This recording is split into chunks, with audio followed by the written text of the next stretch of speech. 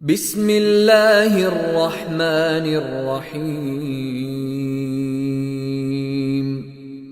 إذا جاء نصر الله والفتح ورأيت الناس يدخلون في دين الله أفواجا فسبح بحمد ربك واستغفره إنه كان توابا.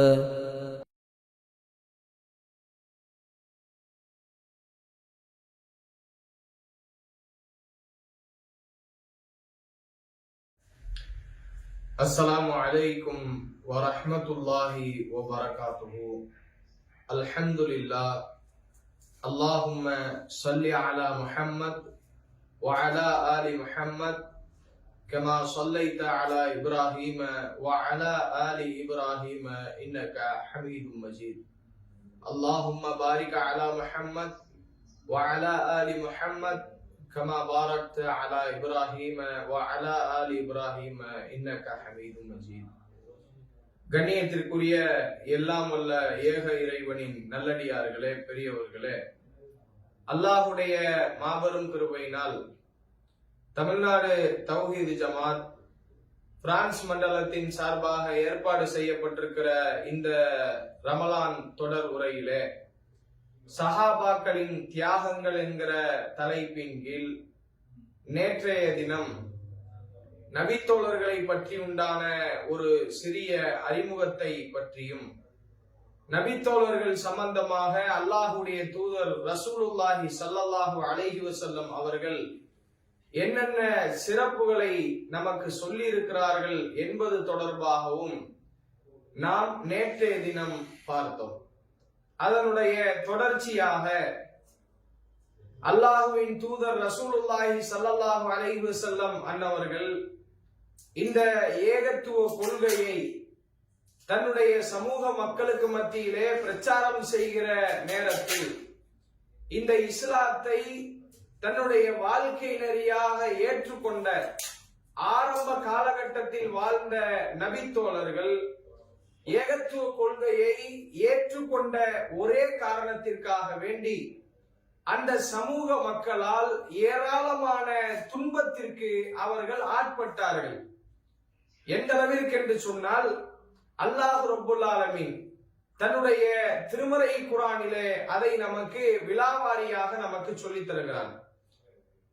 அம் ஹசிபுத்தும் an ததுகுலல் ஜன்னா, ஓ மனிதர்களே, சுவர்க்கத்தில் மிக லேசாக நீங்கள் நுழைந்து விடலாம் என்று ஆசைப்படுகிறீர்களா? வலம்மா யாத்தீக்கும் மஸலுல்லதீன ஹலவு மின் கப்லிக்கும், உங்களுக்கு முன் சென்றவர்கள் எந்த அளவிற்கு சோதனைகளுக்கு ஆட்பட்டார்களோ, இந்த ஏகத்துவ கொள்கைகளுக்காக வேண்டி பல அர்ப்பணிப்புகளை செய்தார்களோ, அந்த அர்ப்பணிப்புகள், கஷ்டங்கள், சோதனைகள், இது எதுவும் உங்களுடைய வாழ்க்கையில் நீங்கள் செய்யாமல் சுவர்க்கத்தில் மிக லேசாக நுழைந்து விடலாம் என்று நீங்கள் ஆசைப்படுகிறீர்களா? மஸ்ஸத்துஹுமுல் பஅஸாஉ வல்லர்ராஉ, உங்களுக்கு முன் சென்றவர்களை இந்த ஏகத்துவ கொள்கையை ஏற்றுக்கொண்ட காரணத்திற்காக வேண்டி பல்வேறு சோதனைகளால் அவர்கள் ஆட்டுவிக்கப்பட்டார்கள். எந்த அளவிற்கு என்றால், வஸுல்ஸிலு ஹத்தா யகூல ரசூலு வல்லதீன ஆமனு மஅஹு மத்தா நஸ்ருல்லாஹ், அல்லாஹ்வுடைய தூதரும் அவர்களோடு இந்த ஏகத்துவ கொள்கையை ஏற்றுக்கொண்ட மக்களும் மத்தா நஸ்ருல்லாஹ், அல்லாஹ்வுடைய உதவி எங்களுக்கு எப்பொழுது கிடைக்கும் என்று அவர்கள் இறைவனிடத்திலே கெஞ்சக்கூடிய அளவிற்கு அவர்கள் சோதனைகளுக்கு ஆட்பட்டார்கள். ஒரு மனுஷன் தன்னுடைய வாழ்க்கையில் ஏற்படுகிற சின்ன சின்ன சோதனைகளாக இருந்தால், சின்ன சின்ன கஷ்டங்களாக இருந்தால், அதை வெளியில் யாரிடத்திலையும் சொல்ல மாட்டார். ஒரு கடனால பாதிக்கப்படுறோமா, அல்லது குடும்பத்துக்குள்ள ஏதேனும் பிரச்சனையா, அதை பிறரிடத்தில் பேசி புலம்புவதற்கு அந்த மனிதன் வெட்கப்படுவான். ஆனால் தாங்க முடியாத ஒரு வலியை ஒரு மனிதன் தன்னுடைய வாழ்க்கையிலே அனுபவிக்கிற நேரத்திலே இறைவனிடத்தில் அவன் கையேந்தி அழுது புலம்பக்கூடிய அளவிற்கு அந்த மனிதன் என்ன செய்து விடுவான், போய்விடுவான். அந்த அடிப்படையில இந்த நபித்தோழர்கள் செய்த அந்த தியாகத்தை பற்றி அல்லாஹ் ரப்பல் ஆலமீன் திருமறை குர்ஆனில் எந்த அளவிற்கு சிலாகித்து பேசுகிறான் என்றால் வஸுல்ஸிலு ஹத்தா யகூல ரசூலு வல்லதீன ஆமனு மஅஹு மதா நஸ்ருல்லாஹ். அல்லாஹ்வுடைய உதவி எங்களுக்கு எப்பப்பா கிடைக்கும்? எங்களால தாங்க முடியல. இந்த ஏகத்துவ கொள்கையை ஏற்றுக்கொண்ட காரணத்தினால் இந்த காஃபிர்கள் எங்களுக்கு கொடுக்கக்கூடிய அந்த கஷ்டங்களையும் சிரமங்களையும் எங்களால் பொறுத்து கொள்ள முடியவில்லை என்று அவர்கள் கெஞ்சக்கூடிய அளவிற்கு அவர்கள் ஆட்டுவிக்கப்பட்டார்கள். குல் நபியே, நீங்கள் சொல்லுங்கள், அலா இன்ன நஸ்ரல்லாஹி கரீப், அல்லாஹ்வுடைய உதவி உங்களுக்கு கண்டிப்பாக கிடைக்கும் என்று அந்த மக்களுக்கு நீங்கள் சொல்லுங்கள் என்று அல்லாஹ்வுடைய திருமறை குர்ஆன் அந்த நபித்தோழர்கள் செய்த அந்த தியாகத்தை, அந்த தியாகத்தினுடைய உச்சத்தை நமக்கு படம் பிடித்து காட்டக்கூடிய காட்சியை பார்க்கிறோம். இன்னும் எந்த அளவிற்கு என்று சொன்னால், இந்த நபித்தோழர்கள் இஸ்லாத்திற்காக அவர்கள் செய்த அந்த அர்ப்பணிப்புகளையும் அவர்கள் செய்த அந்த தியாகங்களையும் எந்த அளவிற்கு போற்றி புகழ்ந்து பேசுகிறது. அஸ்ஸாபிகூன் அல் அவ்வலூன், இஸ்லாத்திற்காக பல தியாகம் செய்திருக்கிறார்கள். அந்த தியாகங்களிலேயே அல்லாஹ் சிலாகித்து பேசுகிற தியாகங்கள் என்று ஒரு சில விஷயங்கள் இருக்கிறது. அதை அல்லாஹ் திருமறை குர்ஆனிலே சொல்கிறான், அஸ்ஸாபிகூனல் அவ்வலூன மினல் முஹாஜிரீன வல் அன்சார். இஸ்லாத்திற்காக வேண்டி ஹிஜ்ரத் செய்த மக்காவாசிகளாக இருந்தாலும் மதீனாவாசிகளாகிய அன்சாரி தோழர்களாக இருந்தாலும் இஸ்லாத்தினுடைய ஆரம்ப காலகட்டத்தில் தங்களை முந்திக் கொண்டு இஸ்லாத்தை ஏற்றுக்கொண்டு அந்த இஸ்லாத்திற்காக ஆரம்ப காலகட்டத்தில் தியாகம் செய்தார்களே, இவர்களை பற்றி அல்லாஹ் சொல்லும் போது ரலியல்லாஹு அன்ஹும் வ ரது அன்ஹு, அந்த ஆரம்ப காலகட்டத்தில் தியாகம் செய்த அர்ப்பணிப்புகளை செய்த அந்த நபித்தோழர்களை அல்லாஹ் பொருந்திக் கொண்டான். அவர்களும் அல்லாஹுவை பொருந்திக் கொண்டார்கள் என்று அல்லாஹ் சிலாகித்து பேசக்கூடிய அளவிற்கு ஆரம்ப காலகட்டத்தில் செய்த அந்த தியாகங்கள் மிக முக்கியமானவையாக இஸ்லாமிய வரலாற்றில் பார்க்கப்படுகிறது. இன்றைக்கு நாம் வாழுகிற இந்த காலகட்டத்தை நீங்க எடுத்துக்கோங்க.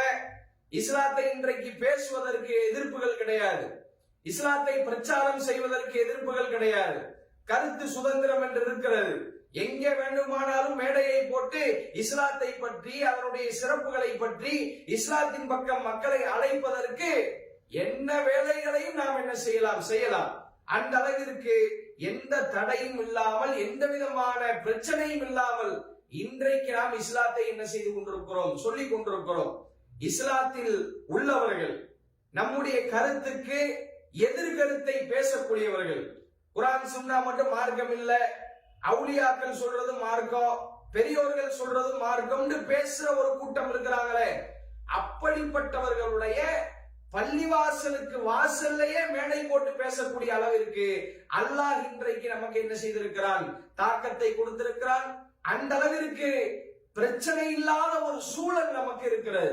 ஆனால் ரசூலுல்லாஹி ஸல்லல்லாஹு அலைஹி வஸல்லம் அவர்கள் ஏகத்துவ கொள்கையை மக்களுக்கு எடுத்து சொல்கிற அந்த ஆரம்ப காலகட்டம் இருக்கிறதே, இன்றைக்கு நாம் இருக்கிற இதே சூழல் அன்றைக்கு இருந்ததான்னு கேட்டா அன்றைக்கு இதே சூழல் கிடையாது. இந்த சூழலுக்கு அப்படியே எதிர்புறமாக இருக்கக்கூடிய சூழல் தான் இருந்தது. எந்த அளவிற்கு என்று சொன்னால், அன்றைக்கு இஸ்லாத்தை பற்றி யாராவது ஒருவர் பேசினார் என்றால், முகம்மதை யாராவது ஒருவர் தேடி வந்தார் என்று சொன்னால் கூட கடுமையான முறையிலே அந்த மக்கள் தாக்கப்பட்டார்கள், ஊர் நீக்கம் செய்யப்பட்டார்கள், கொலை செய்யப்பட்டார்கள். அப்ப ஆரம்ப காலகட்டத்தில் யாரெல்லாம் இந்த இஸ்லாத்திற்காக தியாகம் செய்தார்கள் என்பதை பட்டியலிடுவதுதான் இந்த தலைப்பினுடைய சிறப்பாக அமையும் என்கிற அடிப்படையில் இஸ்லாத்தினுடைய ஆரம்ப காலகட்டத்தில் அல்லாஹுவின் தூதர் அவர்களோடு யாரெல்லாம் இஸ்லாத்தை ஏற்றுக்கொண்டார்கள், அதை ஏற்றுக்கொண்ட காரணத்தினால் அவர்கள் எந்த அளவிற்கு சோதிக்கப்பட்டார்கள், இஸ்லாத்திற்காக எந்த அளவிற்கு தியாகம் செய்தார்கள் என்பதை ஒரு சிறிய வரலாற்று குறிப்பாக நாம் இன்றைக்கு பார்க்க இருக்கிறோம். அதிலே அல்லாஹ்வுடைய தூதர் ரசூலுல்லாஹி ஸல்லல்லாஹு அலைஹி வஸல்லம் அவர்கள் ஏகத்துவ கொள்கையை சொல்லும் போது மிக முக்கியமான ஒரு 7 நபர்கள் இஸ்லாத்தை ஏற்றுக்கொண்டார்கள். அதை நாம் வரலாற்றிலே பார்க்கிற நேரத்திலே 7 நபர்களை இந்த இஸ்லாத்திற்காக வேண்டி அல்லாஹ்வுடைய தூதர் ஏகத்துவ கொள்கையை சொல்லும் போது மிக முக்கியமான 7 நபர்கள் ஏற்றுக்கொண்டார்கள். முதல் அல்லாஹ்வுடைய தூதர், அவர்தான் இஸ்லாத்தை மக்களுக்கு சொல்லுகிறார். இரண்டாவது அபூபக்கர் ரலியல்லாஹு அன்ஹு அவர்கள் இஸ்லாத்தை ஏற்றுக்கொள்கிறார்கள். அதற்கடுத்தபடியாக சுஹைப் என்கிற ஒரு நபித்தோழர் இஸ்லாத்தை ஏற்றுக்கொள்கிறார். அதற்கடுத்தபடியாக அம்மார், யாசிர், அதே போன்று சுமையா ரலியல்லாஹு அன்ஹா அவர்கள், அதற்கு பிறகாக பிலால் ரலியல்லாஹு அன்ஹு அவர்கள், அதே போன்று மிக்தாத் ரலியல்லாஹு அன்ஹு அவர்கள். இப்படி இந்த 7 நபர்கள் ஆரம்ப காலகட்டத்தில் இஸ்லாத்தை ஏற்றவர்களுடைய பட்டியலில் இருக்கிறார்கள். இந்த பட்டியல்ல அபூபக்கர் ரலியல்லாஹு அன்ஹு அவர்களை பற்றி நீங்கள் எடுத்துக்கொண்டீர்கள் என்றால் அவர்கள் அந்த சமூக மக்களால் பெரிய அளவிற்கு என்ன செய்யப்படவில்லை, ஒரு கடுமையான பிடிக்குள்ளே அவர்கள் கொண்டு வரப்படவில்லை. ஏனென்று சொன்னால் அபூபக்கர் ரலியல்லாஹு அவர்கள் சார்ந்த அந்த சமூக மக்கள் அபூபக்கர் ரலியல்லாஹு அவர்களுக்கு மிகப்பெரிய சப்போர்ட்டாக இருந்தாங்க. அபூபக்கரை அடித்தால், அபூபக்கரை ஏசினால், அபூபக்கருக்கு ஏதாவது நம்ம தொல்லை கொடுத்தா அவருக்கு பின்னாடி இருக்கிற சமூகம் நம்மளை எதிர்க்கும் என்று அந்த மக்கத்து காபிர்கள் பயந்தார்கள். எனவேதான் அபூபக்கர் ரலியல்லாஹு அவர்களை அந்த அளவிற்கு அந்த மக்கத்து காபிர்கள் என்ன செய்யவில்லை, கண்டுகொள்ளவில்லை. இஸ்லாத்தை ஏத்துக்கிட்டாலும் முகமதை ஏத்துக்கிட்டாலும் அபூபக்கர் பக்கம் அவங்க என்ன செய்யல, சீண்டல. ரசூலுல்லாஹி ஸல்லல்லாஹு அலைஹி வஸல்லம் அவர்களை கூட அந்த மக்கத்து காபிர்கள் ஏன் கடுமையான ஒரு தொல்லைகளுக்கு ஆரம்ப காலகட்டத்தில் கொடுக்காம இருந்தாங்கன்னு சொன்னா, அவர்களுடைய பெரிய தந்தை அபூ தாலிப் அவர்கள் ரசூலுல்லாஹி ஸல்லல்லாஹு அலைஹி வஸல்லம் அவர்களுக்கு ஆரம்ப காலகட்டத்தில் பெரிய உதவியாக இருந்தார். அவர் சார்ந்த அந்த பனு ஹாஷிம் குலத்தார்கள் ரசூலுல்லாஹ்வுக்கு பெரிய பேக்கப்பா இருந்தாங்க. அதனாலேயே அந்த மக்கத்து காபிர்கள் ரசூலுல்லாஹ்வையும் அபூபக்கர் ரலியல்லாஹு அன்ஹு அவர்களையும் எந்த விதமான தொல்லைகளுக்கும் ஆட்படுத்தாம சின்ன சின்ன தொல்லைகளை கொடுத்தாலும் கூட கடுமையான தாக்குதல்களை, ஏச்சு பேச்சுக்களை இந்த 2 பேர்களுக்கு மத்தியில என்ன செய்யல. மாறாக இந்த 2 பேரை தவிர்த்து ஆரம்ப காலகட்டத்தில் இஸ்லாத்தை ஏற்றுக்கொண்டார்களே அந்த பட்டியல்ல முதலாவது நபர் யார் என்று சொன்னால் பிலால் ரலியல்லாஹு அன்ஹு அவர்கள். இவர்களுடைய வரலாற்றை கண்டிப்பாக ஒவ்வொரு முஸ்லிமும் படிக்க வேண்டும். இன்றைக்கு இஸ்லாம் என்றால் என்னவென்றே தெரியாமல் இஸ்லாமிய இளைஞர்கள் இன்றைக்கு வாழ்ந்து கொண்டிருக்கிறார்கள். இஸ்லாத்தினுடைய அருமை பெருமைகளை புரியாமல் இன்றைக்கு இஸ்லாமிய பெண்கள், இளைஞர்கள் வாழ்ந்து கொண்டிருக்கிறார்கள். அப்படிப்பட்டவர்கள் எல்லாம் இந்த பிலால் ரலியல்லாஹு அவர்களுடைய வரலாற்றை கண்டிப்பாக படித்தாக வேண்டும். ஏனென்று சொன்னால் இந்த பிலால் ரலியல்லாஹு அவர்கள் பிறக்கும் பொழுதே ஏதோ அன்றைக்கு வாழ்ந்த கோத்திரங்கள், குலங்களுக்கு மத்தியிலேயே உயர்ந்த குலத்தில் பிலால் ரலியல்லாஹு அவங்க பிறக்கல. ஒரு கருப்பு நிறத்தவராக பிறக்கிறார். அன்றைக்கு வெள்ளை நிறத்தவர்கள், சிகப்பு நிறத்தவர்கள், கருப்பு நிறத்தவர்கள் என்று நிறவெறி பார்க்கப்பட்டது. அப்படிப்பட்ட நிறவெறி பார்க்கப்பட்ட அந்த காலகட்டத்தில் பிலால் ரலியல்லாஹு அவர்கள் கருப்பு நிறத்தவராக, கீழ் சாதியினராக பார்க்கப்பட்டார். அவர் ஒரு அடிமையாக இருந்தார். உமையத் இப்னு ஹலஃப் என்கிற இஸ்லாத்தினுடைய படு பயங்கரமான எதிரியாக இருந்தவர் தான் உமையத் இப்னு ஹலஃப். இவர்தான் பிற்காலத்தில் என்ன செய்கிறார் என்றால் இஸ்லாத்தை அழித்து ஒழித்தே விட வேண்டும் என்பதற்காக படை திரட்டி மதீனாவிற்கு வருகிறார். பத்ர் போர்க்களத்திலே இவர் என்ன செய்யப்படுகிறார், கொல்லப்படுகிறார். இந்த உமையத் இப்னு ஹலஃபுடைய அடிமையாக இருந்தவர் தான் பிலால் ரலியல்லாஹு அவர்கள். ரசூலுல்லாஹ் இஸ்லாத்தை சொல்லும் பொழுது அந்த இஸ்லாத்தை பிலால் ரலியல்லாஹு அவர்கள் மறைமுகமாக ஏற்றுக்கொள்கிறார்கள். ஏற்றுக்கொண்டு ஒரு சில நாட்களிலேயே தான் இஸ்லாத்தை ஏற்றுக்கொண்டதை அந்த சமூக மக்களுக்கு வெளிப்படையாக என்ன செய்கிறார்கள், அறிவிக்கிறார்கள். அப்படி அறிவிக்கிற நேரத்திலே பிலால் ரலியல்லாஹு அவர்கள் சந்தித்த அந்த சோதனைகளும் இஸ்லாத்திற்காக அவர்கள் பட்ட அந்த கஷ்டங்களை நாம் பார்க்கிற பொழுது உண்மையில் அது மாதிரியான வழியை ஒரு மனிதன் இன்றைக்கு கொடுக்கப்பட்டால் இஸ்லாத்தை விட்டே ஓடி விடுவான், ஏகத்துவ கொள்கையை விட்டே ஓடி விடுவான். இன்றைக்கு நம்ம பார்க்கிறோமா இல்லையா? சின்ன ஒரு திருமண விஷயங்க, அதுல இஸ்லாம் சொல்லுகிற, ஏகத்துவம் சொல்லுகிற, தௌஹீது சொல்லுகிற ஒரு வழிகாட்டுதலை பேண முடியாமல் ஏகத்துவ கொள்கையை விட்டு வெளியே போகக்கூடியவர்களை நாம் இன்னைக்கு பார்க்கிறோமா இல்லையா? தான் செய்கிற வியாபாரத்தில் தௌஹீதை பேண முடியாமல் தௌஹீது வட்டத்தை விட்டு வெளியே போகக்கூடிய மக்களை நாம் பார்க்கிறோமா இல்லையா? ஆனால் பிலால் ரலியல்லாஹு அவர்கள் இஸ்லாத்தை ஏற்றுக்கொண்டதற்காக எந்த அளவிற்கு சிரமத்தை கொடுக்கப்பட்டார்கள் என்றால் வரலாறு நமக்கு சொல்கிறது.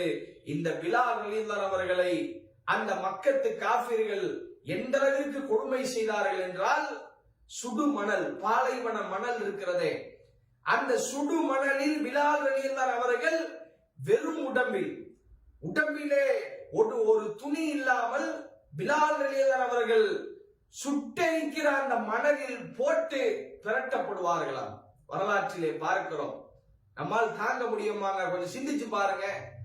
அல்லாஹ்வின் தூதர் அவர்களோடு வாழ்ந்த அந்த நபி தோழர்களில் மிக உன்னதமான சுவர்க்கத்திற்கு நன்மாராயணம் சொல்லப்பட்ட பிலால் ரலியல்லாஹு அவர்கள் இஸ்லாத்தை ஏற்றுக்கொண்டதற்காக தன்னுடைய எஜமானனால், அந்த சமூக மக்களால் சுடு மணலில், பாலைவன மணலில் போட்டு புரட்டப்பட்டார்களே. அது மாத்திரமா, சூடேற்றப்பட்ட கல், கொடுமையான வெயில் அடிக்கும் போது ஒரு மிகப்பெரிய பாறாங்கல்லை எடுத்து அந்த பாறாங்கல்லை அந்த வெயில்ல போட்டு கடுமையான முறையில அந்த கல்லுல ஹீட் ஏறினதுக்கு அப்புறம் அந்த வெப்பம் ஏறிய அந்த சுடு கல்லை பிலால் ரலியல்லாஹு அவர்களுடைய நெஞ்சிலேயும் முதுகு பகுதியிலேயும் வைப்பார்களாம். சங்கிலியால் 2 கைகளையும் கால்களையும் பிணைத்து அந்த ஊரில் வாழக்கூடிய சின்னஞ்சிறு சிறுவர்களுடைய கைகளிலே அது கொடுக்கப்பட்டு இந்த ஏகத்துவ கொள்கையை ஏற்றுக்கொண்டதற்காக வேண்டி பிலால் ரலியல்லாஹு அவர்கள் தெரு தெருவாக இழுத்து செல்லப்பட்டிருக்கிறார்கள். சின்னஞ்சிறு சிறுவர்களால் அடிக்கப்பட்டு தொல்லை கொடுக்கப்பட்டிருக்கிறார்கள். வரலாறு சொல்லுகிறது, இப்படியெல்லாம் கொடுமைகளை பிலால் ரலியல்லாஹு அவர்கள் அனுபவிக்கும் பொழுது கூட அவருடைய வாயிலிருந்து வந்த வார்த்தை என்ன தெரியுமா? அஹத் அஹத், அல்லாஹ் ஒருவன் தான், அல்லாஹ் ஒருவன் தான் என்கிற வார்த்தையை தவிர அவருடைய வாயிலிருந்து வேறு வார்த்தை வராது. சுப்ஹானல்லாஹ். இந்த வரலாறு நமக்கு எவ்வளவு பெரிய படிப்பினையாக இருக்கிறது. ஏகத்துவ கொள்கைக்காக ஆரம்ப காலகட்டத்தில் இந்த பிலால் ரலியல்லாஹு அவர்கள் செய்த அந்த தியாகத்தை போன்று இன்றைக்கு நாம் இஸ்லாத்திற்காக என்ன தியாகத்தை செய்கிறோம்? ஏகத்துவத்திற்காக என்ன தியாகத்தை செய்திருக்கிறோம்? அதே மார்க்கத்தை பேணுகிற விஷயத்தில் கூட நம்மிடத்தில் அர்ப்பணிப்புகள் இல்லையே, தியாகங்கள் இல்லையே. ஆனால் பிலால் ரலியல்லாஹு அவர்கள் இந்த ஏகத்துவ கொள்கையை ஏற்றுக்கொண்ட ஒரே காரணத்தினால் அடிக்கப்பட்டிருக்கிறார்கள், சுடு மணலில் போட்டு புரட்டப்பட்டிருக்கிறார்கள், சங்கிலியால் பிணைக்கப்பட்டு ஊர் முழுக்க இழுத்து செல்லப்பட்டிருக்கிறார்கள். அப்படிப்பட்ட தியாகங்களை எல்லாம் நம்முடைய வாழ்க்கையில் நாம் நினைத்து பார்க்க கடமைப்பட்டிருக்கிறோம். இன்றைக்கு இஸ்லாத்தை ஏதோ சர்வ சாதாரணமாக நாம் நினைத்து கொண்டிருக்கிறோம். ஆனால் இந்த ஏகத்துவ கொள்கையை அவர்களும் ஏற்றுக்கொண்டார்கள். அந்த கொள்கையை தன்னுடைய உயிர் மூச்சாக நேசித்த காரணத்தினால் இந்த இஸ்லாத்திற்காக இவ்வளவு பெரிய தியாகங்களை என்ன செய்தார்கள். இது மாத்திரமல்ல, இந்த பிலால் ரலியல்லாஹு அவர்கள் ஏகத்துவ கொள்கையை ஏற்றுக்கொண்டதற்காக இவ்வளவு சிரமப்பட்டதோடு மாத்திரம் இல்லாமல் மக்காவில் இருந்து மதீனாவுக்கு ஹிஜ்ரத் போயிருக்கிறார். அந்த மதீனாவில் தங்கி இருந்த பத்ர் போர்க்களத்தை சந்தித்திருக்கிறார், உஹது போர்க்களத்தை சந்தித்திருக்கிறார். இஸ்லாத்திற்காக பல்வேறு போர்க்களங்களை சந்தித்து தன்னுடைய உயிரையும் என்ன செய்திருக்கிறார், பணயம் வைத்து இஸ்லாத்திற்காக போராடி இருக்கிறாரே. இந்த தியாகங்களை முஸ்லிம்கள் கொஞ்சம் நினைத்து பார்க்க கடமைப்பட்டிருக்கிறோம். ஏதோ நாகூர் கனிபா பிலால் ரலியல்லாஹு அவர்களை பற்றி பாட்டு பாடிவிட்டார், அந்த பாட்டை ரமலான் மாசத்துல போட்டு விட்டால் மாத்திரம் இந்த தியாகங்களை நம்ம போற்றுறோம் புகழ்றோம் ஆகாது.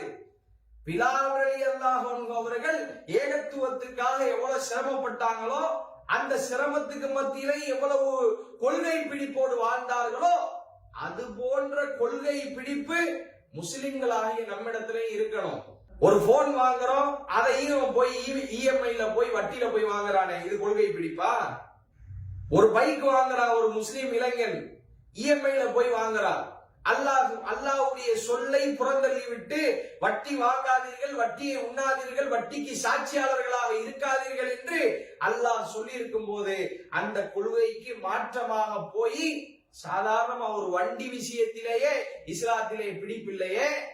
ஆனால் பிலால் ரலியல்லாஹு அன்ஹு அவர்கள் எந்த அளவிற்கு இஸ்லாத்திலே பிடிப்புள்ளவர்களாக, இஸ்லாத்திற்காக தியாகம் செய்தவர்களாக வாழ்ந்திருக்கிறார்கள் என்கிற அந்த வரலாற்று செய்தியை நாம் தெரிந்து கொள்ள கடமைப்பட்டிருக்கிறோம். அதே போன்று இவர்களோடு இஸ்லாத்தை ஏற்றுக்கொண்டவர்கள் தான் அம்மார் ரலியல்லாஹு அன்ஹு அவர்கள். அதே போன்று அவர்களுடைய தந்தை யாசிர், அதே போன்று சுமையா ரலியல்லாஹு அன்ஹு அவர்கள். இந்த அம்மார் ரலியல்லாஹு அன்ஹு அவர்கள் இஸ்லாத்தை ஏற்றுக்கொள்கிறார்கள்.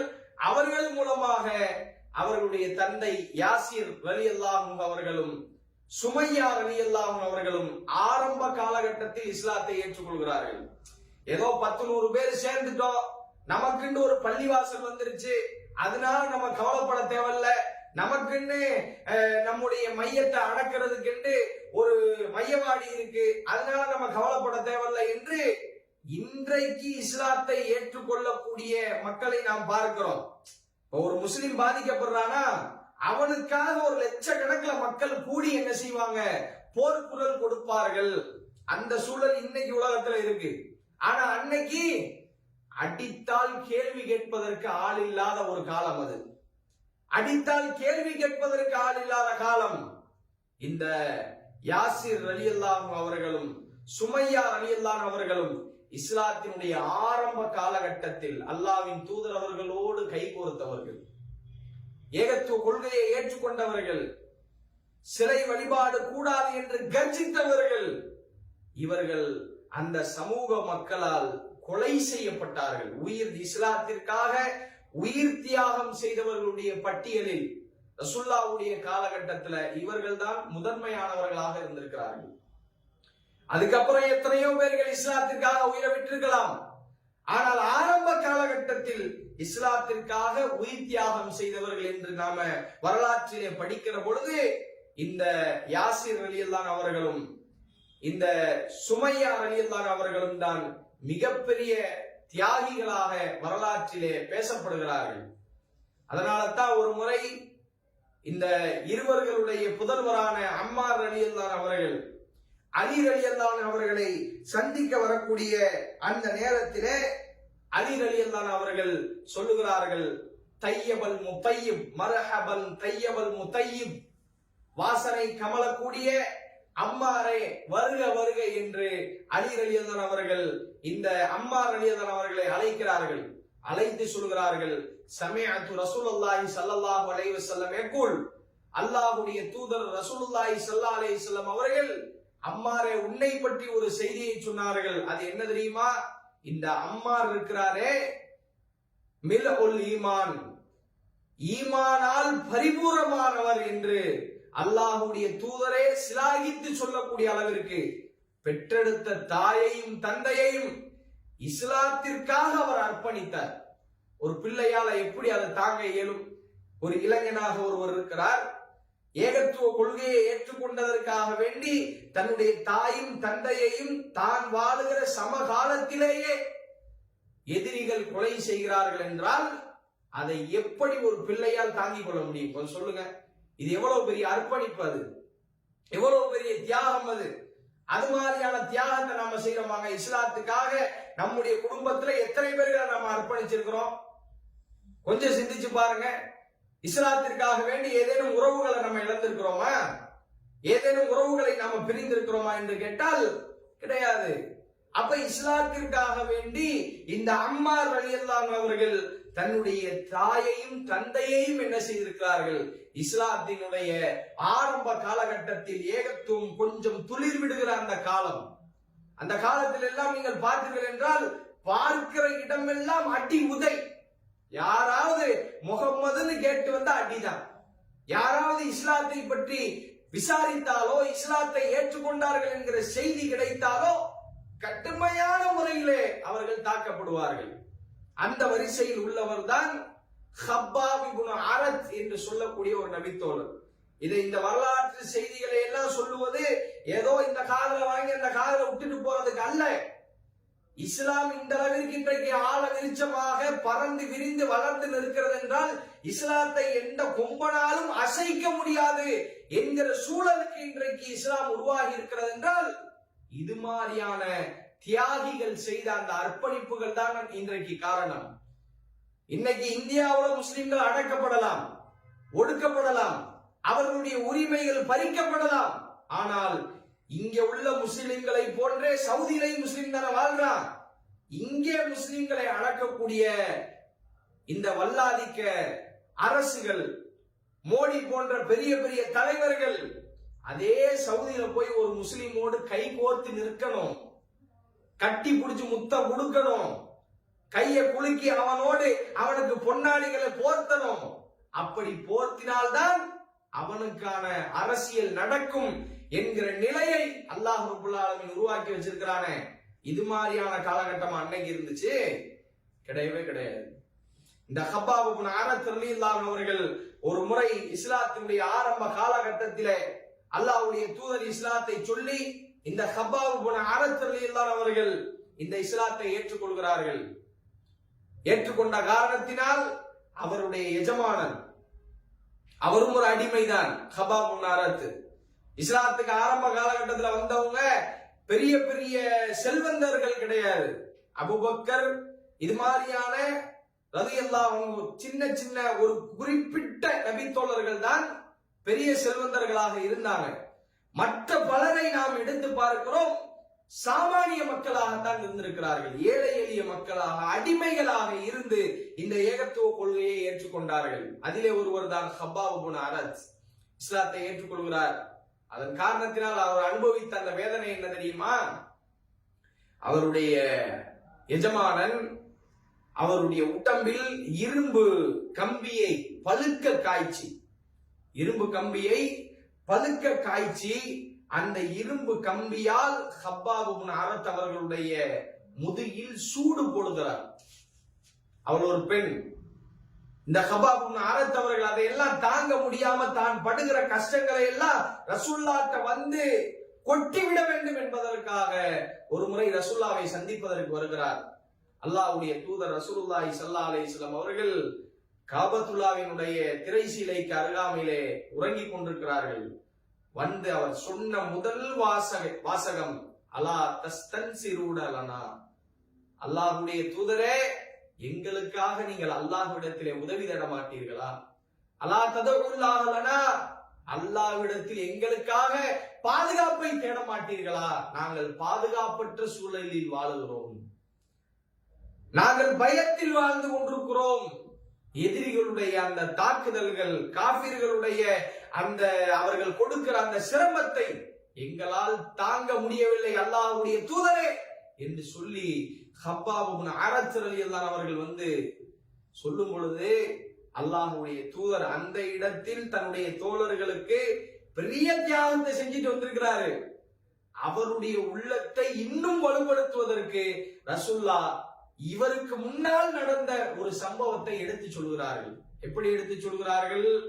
ஹப்பாப் இப்னு அரத்தே, நீங்க இஸ்லாத்தை ஏத்துக்கிட்டீங்க, ஏற்றுக்கொண்ட காரணத்தினால் இந்த அளவிற்கு கடுமையாக நீங்கள் சோதிக்கப்படுகிறீர்கள், இந்த அளவிற்கு கடுமையாக நீங்கள் அடி வாங்கி இருக்கிறீர்கள், உண்மைதான். ஆனால் இதெல்லாம் பெரிய விஷயமே கிடையாது. ரசூலுல்லாஹ் எப்படி அந்த மக்களை வார்த்தெடுக்கிறாங்கன்னு பாருங்க.